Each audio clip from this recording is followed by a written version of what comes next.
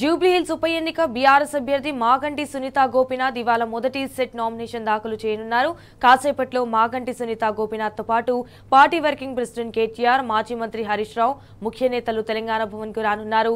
అనంతరం షేక్పేట తహసీల్దార్ కార్యాలయంలో మాగంటి సునీత గోపీనాథ్ నామినేషన్ దాఖలు చేయనున్నారు. ఈ సందర్భంగా ఈ కార్యక్రమానికి కూడా పార్టీ ముఖ్య నేతలు హాజరు కానున్నారు.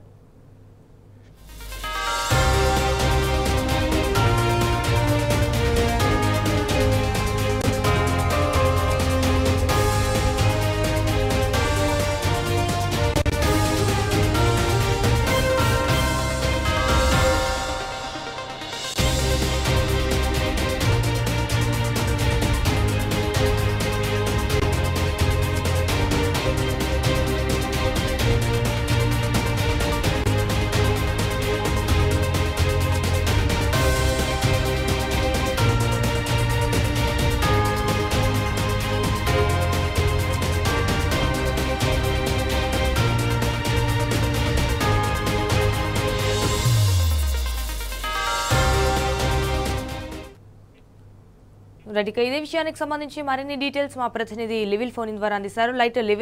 లివిల్ చెప్పండి. జూబ్లీహిల్స్ ఉప ఎన్నిక నేపథ్యంలో అయితే బీఆర్ఎస్ అభ్యర్థి మాగంటి సునీత గోపీనాథ్ ఇవాళ మొదటి సెట్ నామినేషన్ దాఖలు చేయనున్నారు అన్నట్టు తెలుస్తోంది. సో దీనికి సంబంధించిన అప్డేట్స్ ఏంటి? మరి కాసేపట్లో అంటే 10:30కి షేక్పేట్ ఎంఆర్ఓ కార్యాలయంలో మొదటి సెట్ నామినేషన్ దాఖలు చేయనున్నారు. జూబ్లీహిల్స్ ఉప ఎన్నిక అభ్యర్థి బీఆర్ఎస్ పార్టీ అభ్యర్థి సునీత గోపీనాథ్.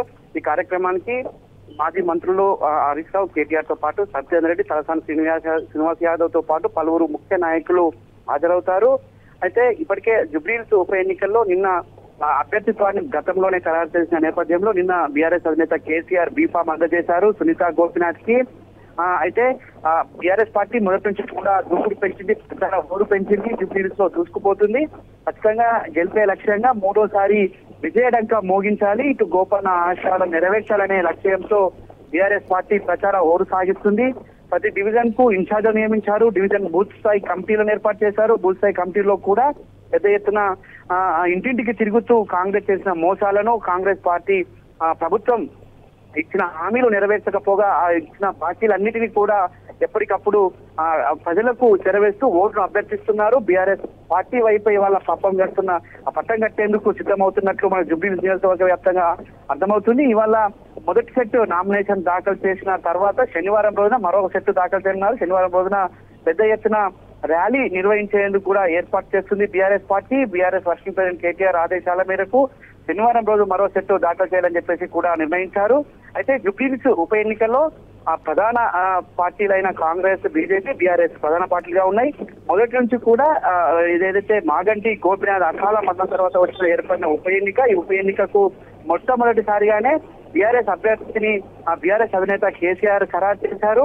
ఆ తర్వాత అనేక అంశాలను కూడా ఆయన ప్రజల ముందుంచారు. అధినేత కేసీఆర్ ఆదేశాల మేరకు కేటీఆర్, హరీష్ రావు మొన్న కార్యకర్తల విస్తృత సమావేశంలో సైతం పెద్ద ఎత్తున పాల్గొన్నారు. వారికి దిశానిర్దేశం చేశారు.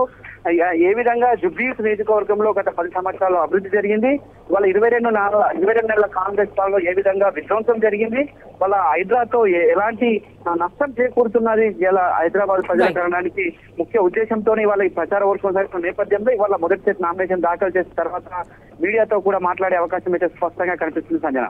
ఆల్రైట్ లివిల్ Reddy, thank you for the updates.